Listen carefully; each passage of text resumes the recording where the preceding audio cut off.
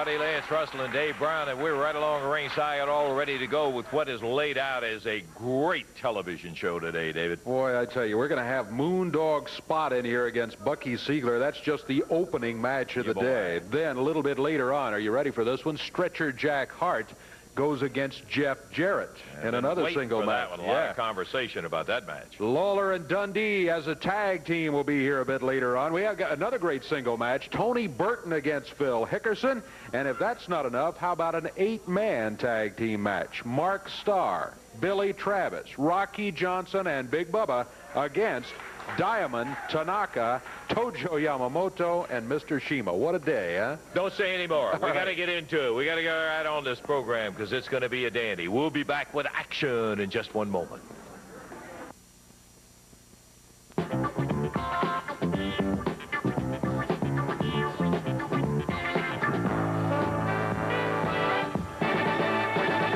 Wrestling fans that do not know, let me share with you an incredible week of title happenings. The Southern Tag Team Champs, now Billy Travis and Mark Starr.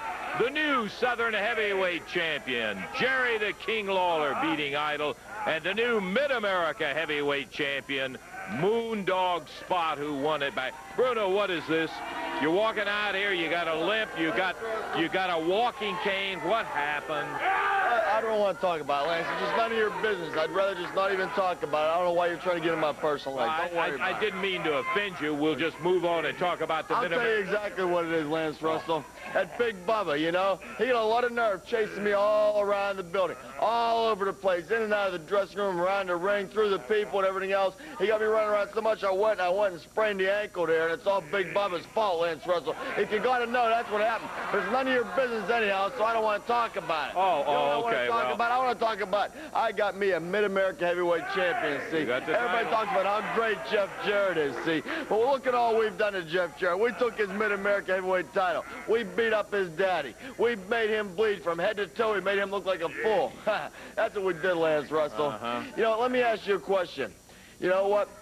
Jeff Jarrett embarrassed and humiliated his whole family and everybody. Where's Jerry Jarrett at? Jerry does not happen to be here today. Where's Eddie Marlin at? It is one of those rare days where Eddie Marlin did not make Jerry Jarrett and Eddie Marlin left the country because they're embarrassed. They're disgusted with Jeff Jarrett. That's what happened. And now, just to try to make up for it, Jeff Jarrett signed for a bone on top of the pole match. It's the first time for a match like this here in this area. The Moondogs never lost a bone on top of the pole match. So, Jeff Jarrett, this is it for you. You thought you made him look bad once. You made him look like a fool this time because there's no way you're going to beat the Moondog. No way can you beat the Moondog in a you just may find out what an athlete he is when it comes to that pole match. He's no fighter. It's like Mama says, it be that way sometimes. Well, hobble up to the ring up there, Bruno. Hey, we're going to. Bone on top of the pole. Yeah. They must just stay out of the country now. I hear it all. Downtown Bruno Moondog Spot. Spot's got himself a match in the ring, so they'll be moseying on over as Bucky Siegler comes out. This will be a one-fall, 15-minute time limit bout. Out of Charleston, South Carolina, introducing Bucky Siegler and his opponent today. Parts unknown, representing the Downtown Connection, Moondog Spot, with Bruno the manager.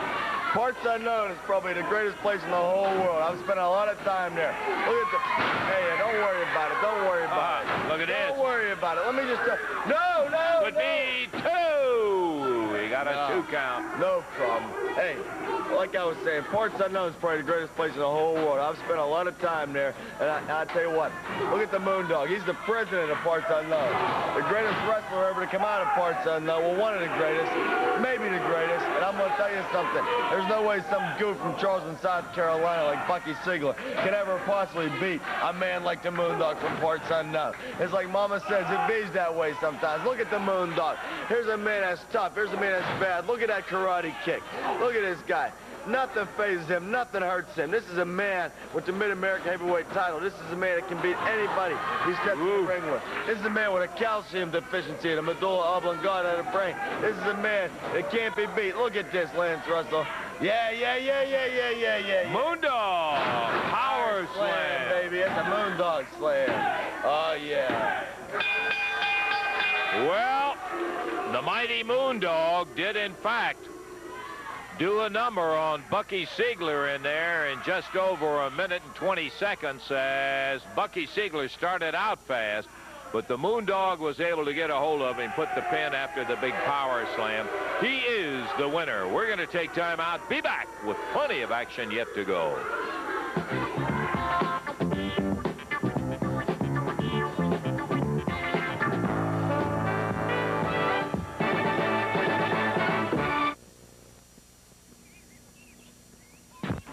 By golly, I'll tell you what, Wednesday night is going to be something else in the Evansville Coliseum. When I tell you that this Las Vegas roulette match that's going to be taking place with Idle and Rich and Lawler and Dundee is spectacular. Can you imagine? Big 10-foot poles tied around all ring posts. On top is a box of each and every one of the poles. In only one of the boxes will there be a coal miner's glove. If you can get up there, guess the right box, bring it down, look out. Idle and Rich had these comments. They wanted it to be kept real simple.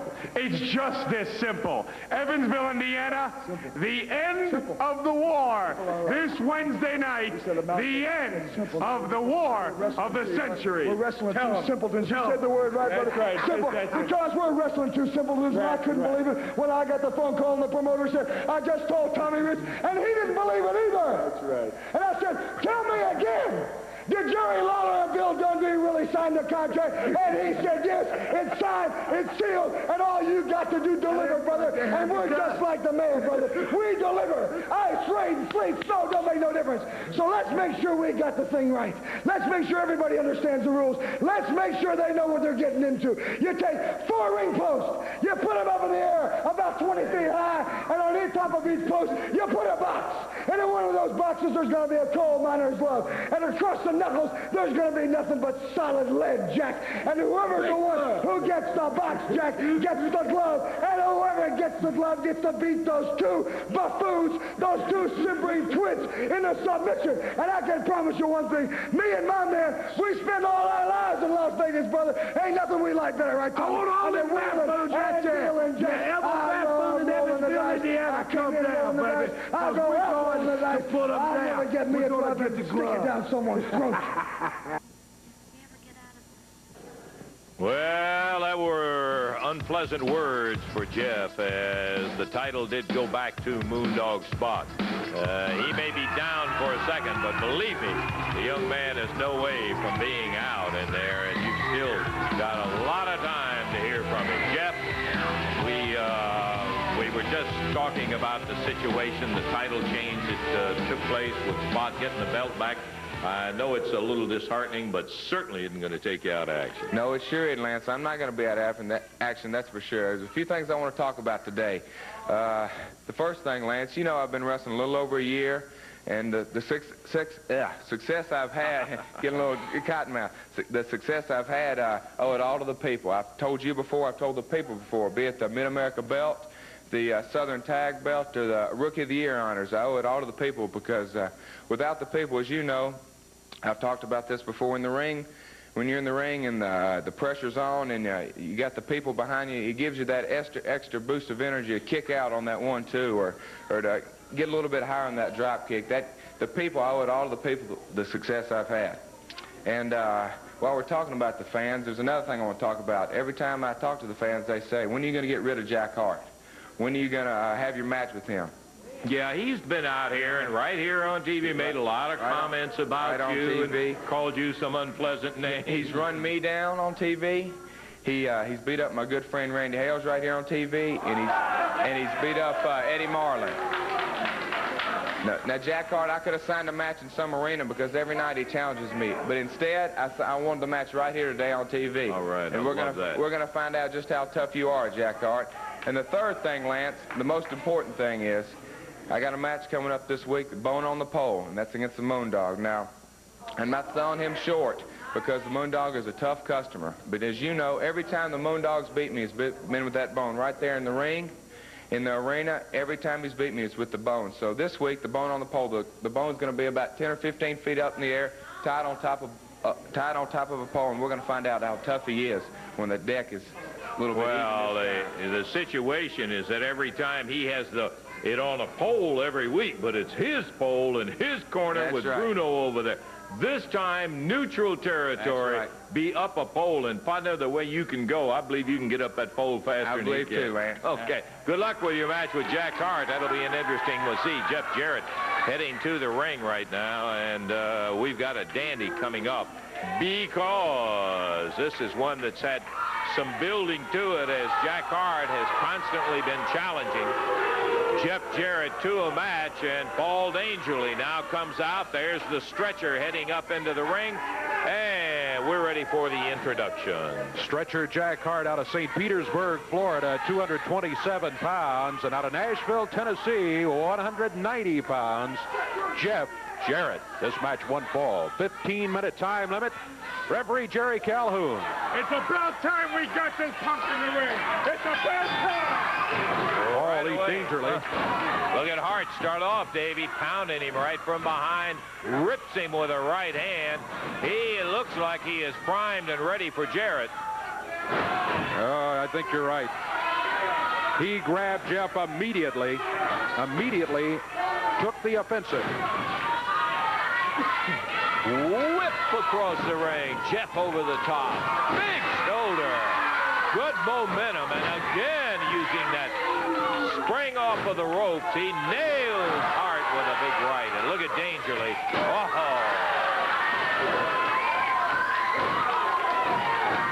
Dangerly down on the floor where Jeff tagged him. But Hart takes advantage of the opportunity and right back after Jarrett. Hart raking his fingernails across Jeff's back, and then grabs him by the hair, slammed his head into the mat. Gets down on him.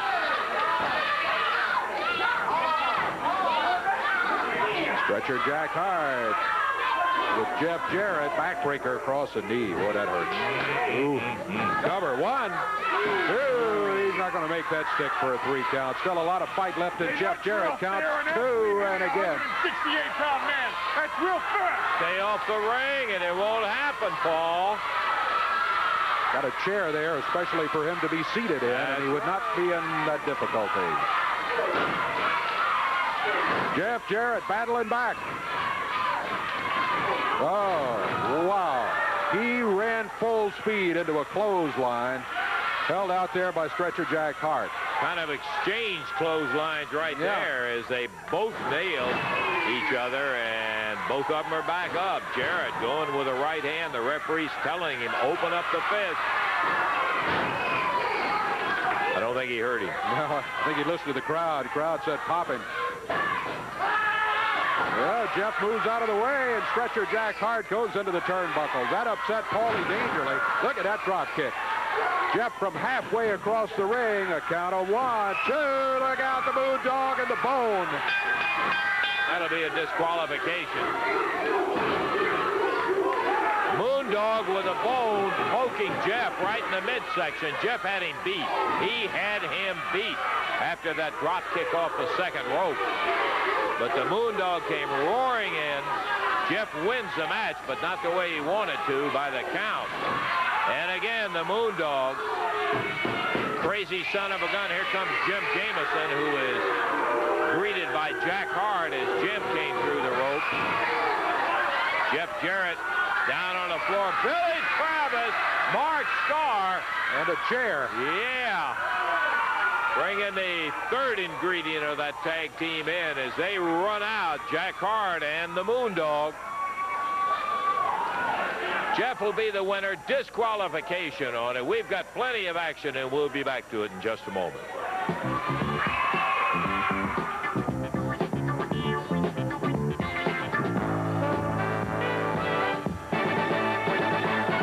I tell you, Wednesday night, you are going to love the entire card coming up at the Evansville Coliseum. Not only that sensational Las Vegas roulette match, you've also got the special challenge match with John Paul going against former referee Brickhouse Brown. Then a wrestler's choice match when Rocky Johnson, Tojo Yamamoto. It'll be a judo jacket match followed by a boxing match. Then a 6-man elimination with Big Bubba Billy, Travis Mark Starr against Paul Diamond, Pat Tanaka, and Downtown Bruno. Bone on the pole. pole match with the Moondog and Jeff Jarrett going at it. And the final one is going to be that Las Vegas roulette match. Now, we've got the 4 poles, the 4 boxes, and 1 coal miner's glove. You guess the right pole, you're able to get up it. You can use that glove in the ring when Idle and Rich, Dundee and Lawler meet. Las Vegas roulette match. First time ever in the Evansville Coliseum. Believe me, you're going to have to see it to believe it. Come on out there Wednesday night. See you. You know, everybody takes shots at the referee, and I guess the easiest thing in the world is take a cheap shot at a referee and umpire or something like that, second guess him and all of that. And we try, at least I feel like we do, we try to give the referee his credit. I don't want the job. I did it a couple of times. Yeah. Boy, I don't want any part of that son of a gun. But we've got a situation which is on tape that I want everybody to take a look at. I've formed my own opinion. I think you have too.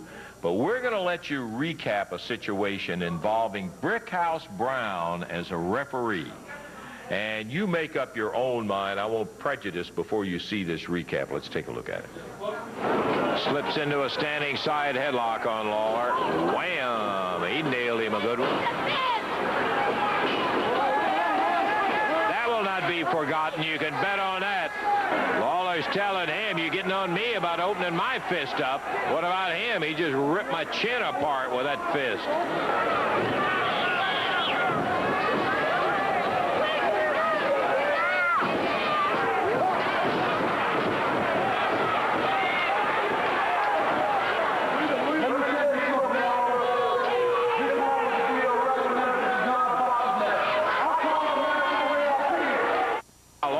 Shima tie it back up.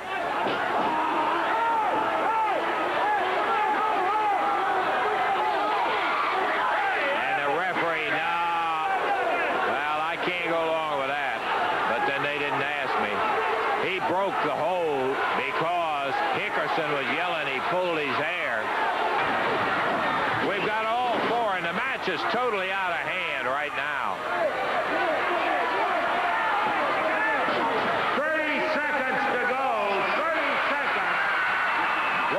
Shortstops the kendo stick. Nails Shima.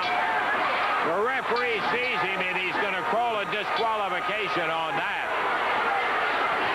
The referee will disqualify Lawler and Dundee in this match. The winner's 9-36, Shima and Hickerson.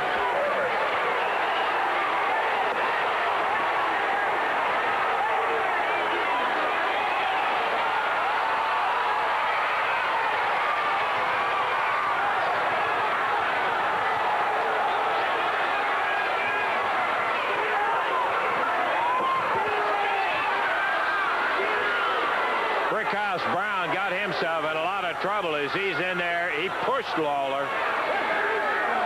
He's totally out of line.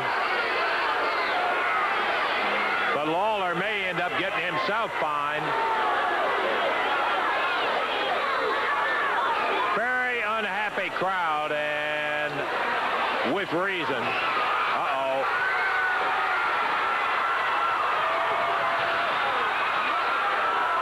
Brickhouse strips his referee's attire off. He threatened Lawler and pulled his shirt off. As far as I'm concerned, that takes him right out of the category of being a referee.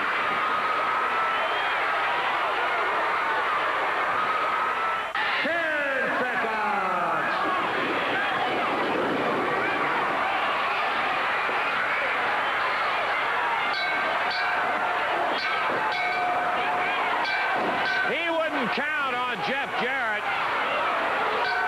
The 10-minute time limit has run out. Time limit is up. This bout is a draw as the 10-minute time period has run out. There will be a flip of the coin. It must be decided tonight. And the referee has raised the hand. And this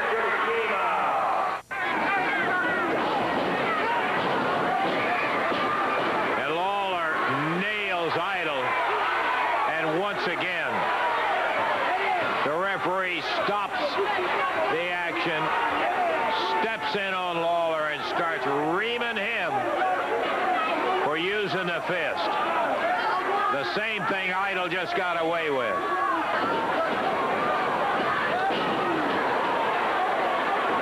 And Idol rips him. Oh, and Brickhouse catches Lawler's arm. Idol nails him right back.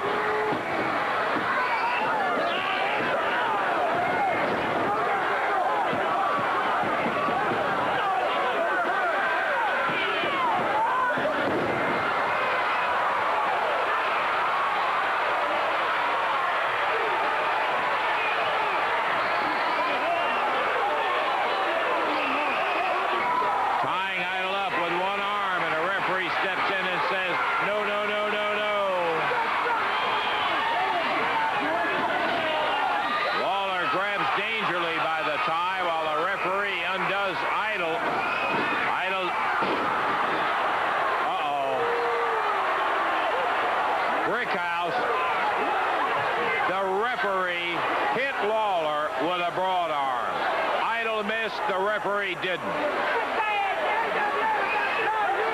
Idol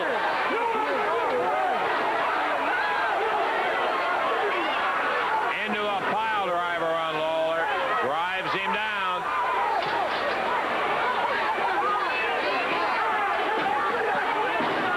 Drops with an elbow. There is no referee in the ring.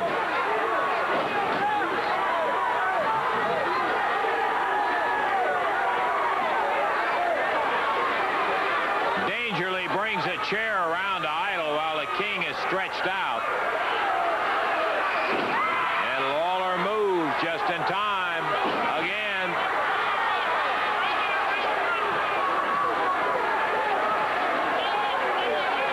Idol says, hold it thus.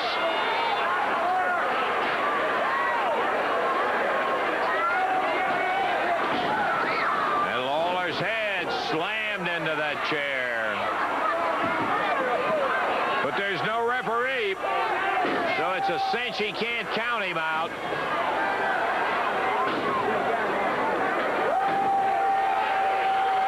.5 minutes passed in this championship match. Idol, the Southern heavyweight holder. Here's Jerry Calhoun in his street clothes, comes into the ring, and Idol says, what are you doing? Calhoun says, I'm here to referee.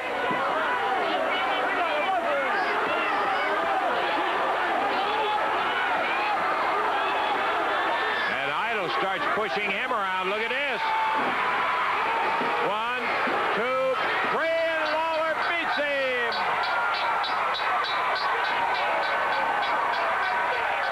Okay, now, you saw a series of events in there that involved Brickhouse Brown as a referee in there. That's for you to make your decision about. There's always two sides to the story, and I want to give Brickhouse an opportunity to come on out here and join us, Brickhouse. So if you'll step right over here for me, slide right over here if you would, Brickhouse. Before we get, and I'm certainly going to give you an opportunity to say everything you want to say, but so that there is no question about whether Brickhouse Brown intervened in a match, put himself in a position, I want to run right now in slow motion a sequence of tape that will show. Now take a look at Brickhouse. No question he nails Jerry Lawler right there. Bang. As we went away, you can see they finished it off. He nails Lawler with a clothesline. Lawler is down on the mat, and it's on the record. There it is. First of all, let me say one thing right now. Lawler is not the Southern heavyweight champion, okay? Austin Idol is not the Southern heavyweight champion. I disqualified Lawler. I told Lawler, if he put his hands on me again during the match, which he had been doing the whole time, I would disqualify him. He touched me again, I end the match. I told the timekeeper to ring the bell, and he stood up there like an idiot and didn't ring the bell. So I had to do whatever I had to do to make sure that the match was ended. So you saying the match was stopped before before Lawler got... Hey, Lawler had been breaking rules during the whole match, pushing and shoving me, and you don't put your hands on a referee, okay? I had to disqualify him, and I wish somebody would bring the belt so I can get back to the rightful owner, which is Austin Otto. Yeah, fine chance of that. I just don't believe that's going to happen. Well, first of all, Lance, let me explain something to you right now anyway. The deal is, see, when I came here, I compiled a good record. 10 straight victories, you understand what I'm saying? Undefeated. And all of a sudden, I get the decision that they're not going to extend my contract. They don't want me as a wrestler anymore. But they tell me... that I can be an official. Let me tell you something, Lance. I spent a lot of money to move my family here, okay? So I had no choice. But I made the decision, whatever I do to the best of my ability. Now, I've signed for a series of matches to officiate here all over the mid-southern area. And I know a lot of you are not going to like what I do. But I call it the way I see it, Lance. Well, look, that's what people are looking for. But some of the events that took place in their brick house, I got to tell you, I personally even find them suspect. Now, that's... Hey, look, it's like politics. You can't make everybody happy, okay? You're going to have some that's winning. You're going to have some that's losing. And usually, it's the losers that give you the sob story. And in this case, it happens to be Jerry Lawler. You understand? Well, I understand perfectly exactly why he was mad, too. Okay, well, then, I mean, if I'm an official and he don't respect me in the ring as the third party, I have no recourse but to do exactly what I did. And I won't hesitate to do it again, Lance, whatever I see fit possible, because, see, I'm going to be refereeing all over here, so whether you like it or not. I want to clarify something right now, Brickhouse. It is my understanding that the promotion has said you are no longer going to be a referee following the event. That is my understanding of exactly what the let me just tell you something right now. Look, there's no way that I'm going to let them get away with that, you understand? First, they tell me they didn't want me as a wrestler. But, yeah, you can be a referee here for troubleshooting matches. So I took the job, and I do it to the best of my ability. And now you're telling me they don't want me as a referee either? That's my understanding from the promotion. They don't want you refereeing here. Well, let me tell you something right now. I have a series of matches on the contract through the AWA, and regardless of what they think, I'm going to be refereeing. And I'm going to continue to call it the way I see fit. Well, there may be just a slight difference of opinion about it. Yeah, Randy, now, did I understand it right? We explained to you before, Brickhouse, you can forget about refereeing. Everybody saw that tape, and we saw how you referee. Right now, you the one that had me call you late at night to give me the decision that they didn't want me as a wrestler anymore. So now you waltz out here and tell me I'm not going to referee? We offered you a contract to referee. Everybody saw exactly how you refereed. Everybody saw the tape, Brickhouse. You're not going to referee. Let me tell you something right now. I call it the way I see it. My decision stands in the ring. Isn't that right? An AWA official makes a decision. I'm not making a decision right? for the AWAs. You're not an AWA referee. You're not a referee for Jarrett Promotion. You're finished as a referee. We have you booked to wrestle, but you're not going to referee any place. And you're honoring the time contract. They put an added match on there so that you can finish it out wrestling. Well, now, that's the situation. I'll tell you what. I'm going to have my referee's uniform. And I'm going to show you just as good as I can stand here and tell you exactly what I'm going to do. I'm going to continue to call the matches around here. I'm going to continue to officiate the best way that I know how. He may have an opinion about it also, Brickhouse. I would not extend the argument anymore if I were you. He's saying he's going to continue to referee. Well, let me tell you one thing. First of all, as you can see right here, I am the Southern Heavyweight Champion, whether you like it or not. And second of all, I ought to punch your stinking lights out right now. Yeah, that's right. Now you think that you're going to come out here and run your mouth and tell everybody what you're going to do? This man told you and this man told you that you're not a referee around here anymore. And I'll tell you what I'm going to tell you right now. This week, when you go out to this arena, I'm going to make sure that I get there at 8 o'clock. because I'm going to tell you what I'm going to do. If you have your little referee shirt on, and the first time that you crawl in that ring, I don't care if it's the first match, second match, or what match it is, listen to me, boy, the first time you crawl in that ring, I'm going to be right behind you, and I'm going to kick your foot all over that arena. Hey, let me tell you something right now. I got your boy. You understand? And like I'm going to tell you, like I tell everybody else, you got to bring some to get some, Jerry Lawler. Well, I'll be there, and I'll bring it, brother. You step in the ring, and I'm going to be right behind you. And like I said, I'll kick your butt all over that arena. Well, that situation, I think, is taken care of. He is not a referee. Right, okay. We've got a match coming up where the King and the Superstar are going to be involved, baby. We can get away from standing out here arguing about things. Maybe we can get some action going in the ring. Yes, sir. And the referee of this one's going to be Jerry Calhoun, too. I don't think it's going to be Brickhouse. No, it is not going to be Brickhouse. That's the point. Rough and ready, stepping through the ring apron, or through the ring ropes. Lawler and Dundee jumping him.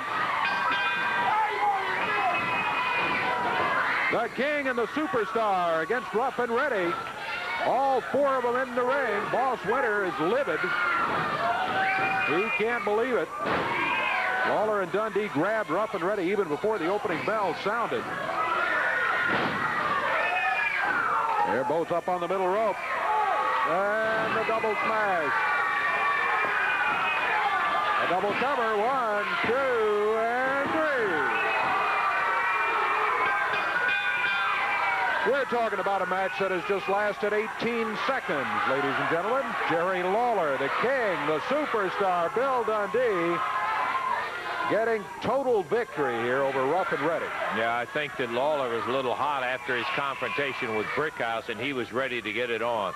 Both of them got it on in a hurry. Yes, a tough couple of guys to go against. Normally, when they're hot, they are mean to go against. We'll take time out. We've got more action coming up, and we'll be to it in just a moment.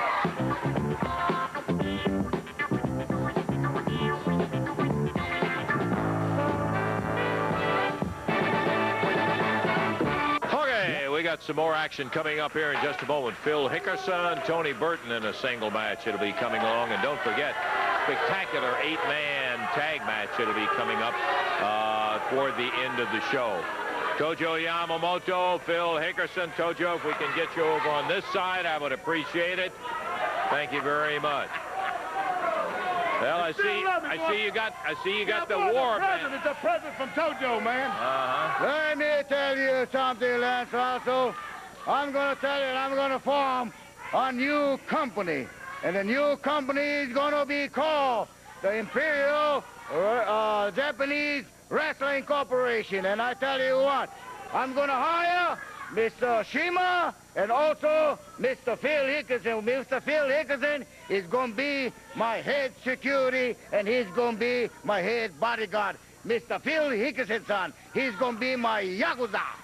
Your Yakuza. You know, one thing about it, man, this guy don't tell no lies. You know, when he called me on the phone, he told me, he says, he's going to give me all this money. Well, he gave me the money, and on top of that, he gave me 5 geisha girls laid up down in that apartment in Jackson right now, brother. Been catering to every need I need, brother. So this man is don't tell no lies. So let me tell you something.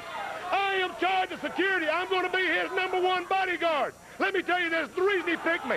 It's because several years right there in Jackson at the water hole, brother, I have beat some brains out, and there ain't nobody any better than security than me. So when you see Tojo, you better start looking for me, because I'm going to take care of this man, because he's definitely taking care of me. So what it boils down to, this geek, Tony Burton, he's giving the man here some trouble. Well, I'm going to take care of him today, right now. So, what more can I say? Well, why don't you come on down this afternoon and get you a nice massage from all these geisha girls? They're great, boy. Woo, I love it. I love it. Phil Hickerson, unbelievable. Japanese girls, man. These American girls ain't nothing. These Japanese girls now, boy. Let me tell you that. Okay. Number 10. Number 10. Number 10. Tojo Yamamoto, who's bought himself a new head of security for the Japanese Imperial Wrestling Company. That's what he said. That's what he said, all right. Well, we got a 1-fall, 15-minute time limit match here. Tony Burton out of Nashville, Tennessee, going against, from Jackson, Tennessee, Phil Hickerson. 1-fall, 15-minute time limit. And here we go. Hickerson, Burton, both large. Hickerson, of course, is larger. But boy, oh boy, it's amazing how fast this guy is. As we've said no less than 400 times for the size. It is, though. It's incredible. Incredible to watch him. He is very quick. Well, one thing I'll say about Hickerson, he didn't make any bones or tell any lies. He said, he paid me the money and I'm doing the job. The thought went through my mind, that's another way of saying when he was talking about taking on Burton, Tojo couldn't take care of the job, so he got somebody else to do his fighting for him. Yeah, that's true. He's got a large one in Phil Hickerson.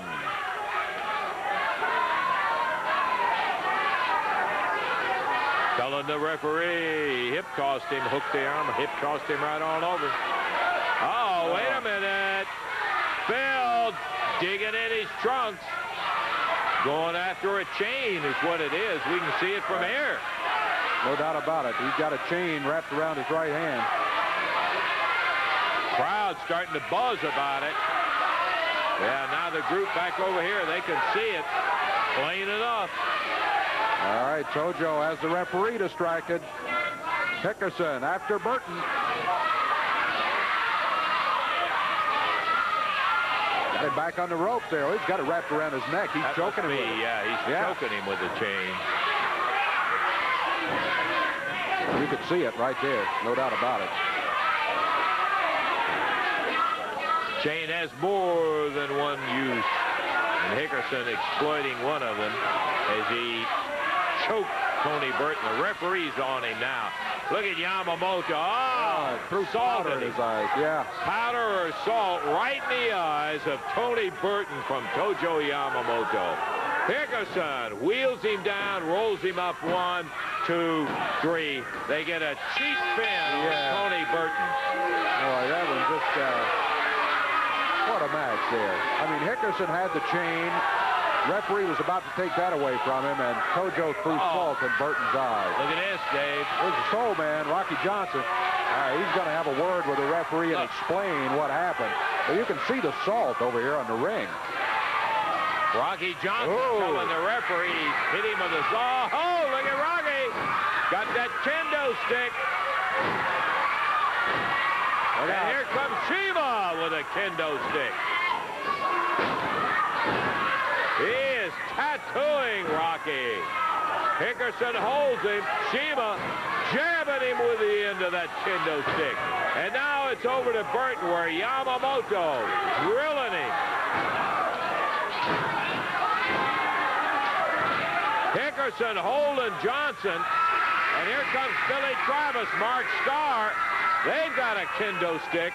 And the ring clears of Yamamoto, Hickerson, and Shima, but not before both Rocky Johnson and Tony Burton take kind of a beating in there. Yeah, they sure did. It's amazing, though, how quickly Tojo and Hickerson could get out of there, and Shima when they were outnumbered. 2 minutes, 10 seconds, the time on the actual match. The victory, I'm afraid, is going to go to Hickerson because he did get the pin on Tony Burton, even though you saw how it was accomplished. We've still got an 8-man tag match coming up. We'll be back to it in just a few minutes.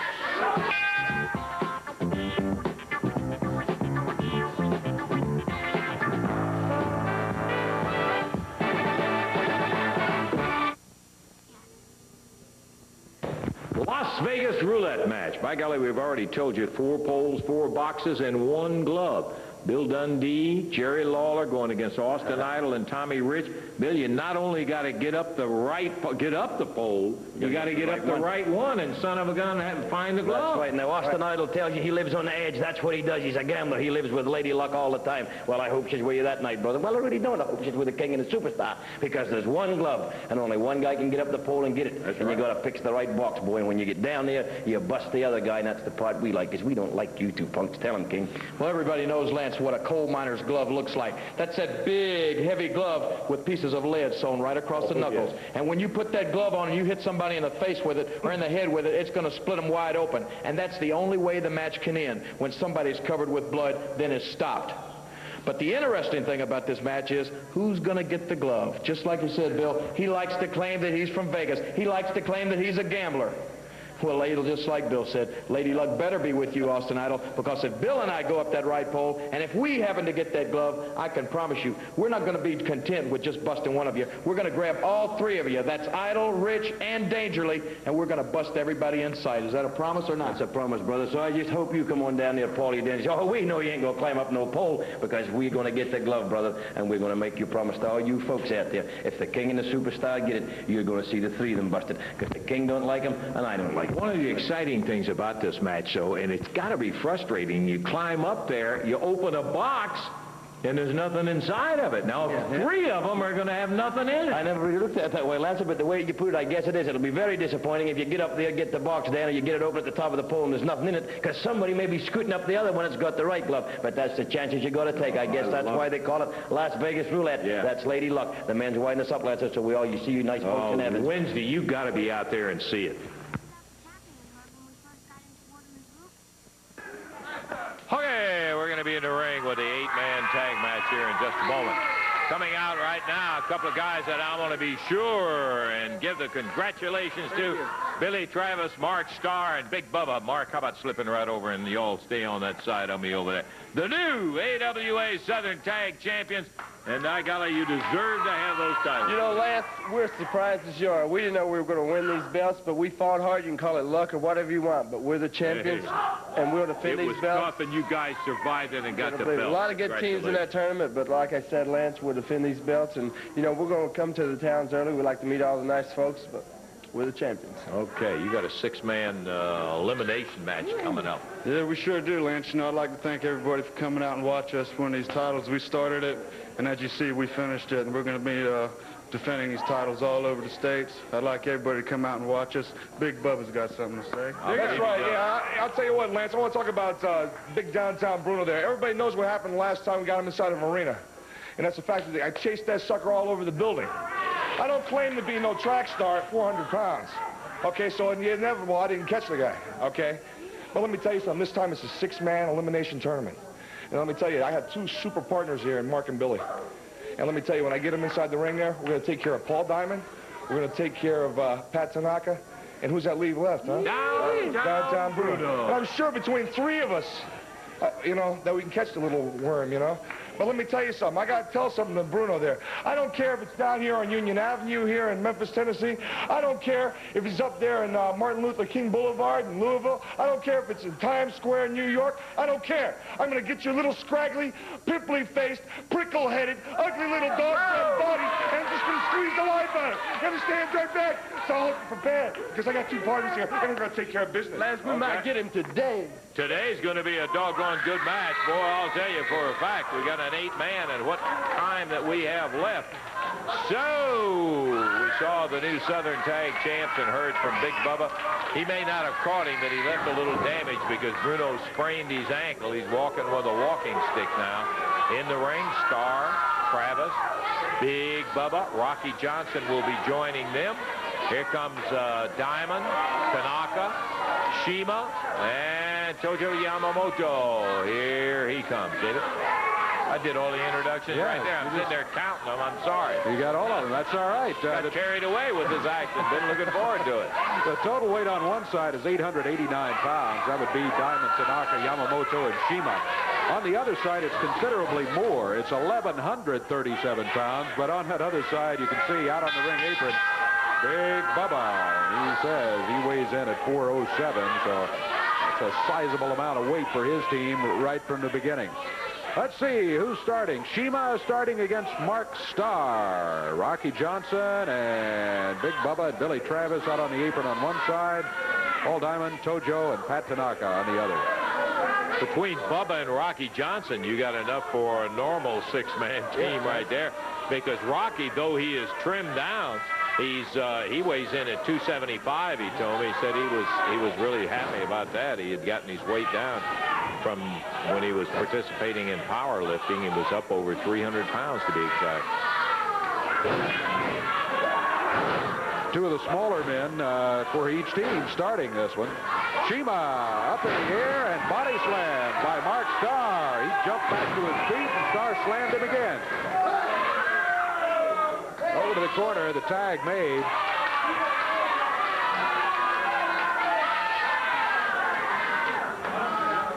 Pat Tanaka coming in. Tanaka against Starr. Mark Starr very wisely says, come on, referee, I don't want to wrestle him in his corner. Let's see if we can't invite him out to the center of the square here. Back in a neutral corner with an arm drag out of there. Tanaka had the hold put on him, and he immediately started yelling at the referee that he had his hair pulled.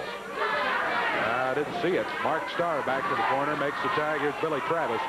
Travis takes over where his partner Mark Starr left off, fires Tanaka into the rope. Look at him, grab him, come and help it there, and drop him to the mat. He's got a cover. Can't make it stick past the 1 count, and there was movement over in his corner. Help was on the way. Diamond and Chima both ready to jump in there and nail Billy in the back of the head to stop a 3 count if they had to. Nifty move by Travis on Tanaka just a minute ago, Dave. Very well-balanced move. Shows you some of the talent of Billy Travis, and one reason he and Mark Starr are the Southern Tag Team Champions right now. This is Paul Diamond, tough Canadian. Boy, he is. All the tools to be a great, legitimate wrestler, but as we have said in weeks past, he just started running around with the wrong crowd, primarily downtown Bruno, who, by the way, is not at ringside here, fortunately. That's true. He's back nursing that sprained ankle he's got, I assume. Billy Travis, little half twist on the arm. We are running out of time on our expiration of time match.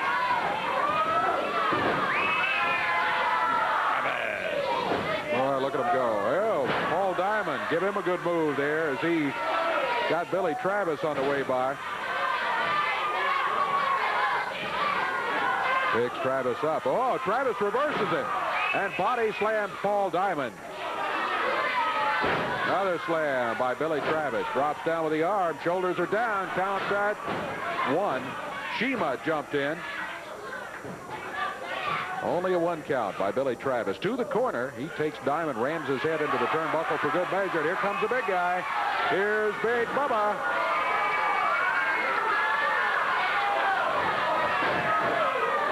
Diamond, victim of the clothesline. He turned him a half flip.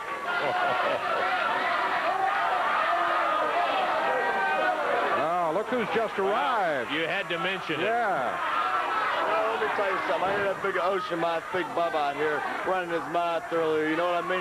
He's nothing but a big fat slob. He don't know nothing. He wouldn't be nothing without me. You understand, Dave Brown? You too, Lance Russell. You understand me? Yeah, I hear what you're saying. He wouldn't have been nothing without me. That's what he don't.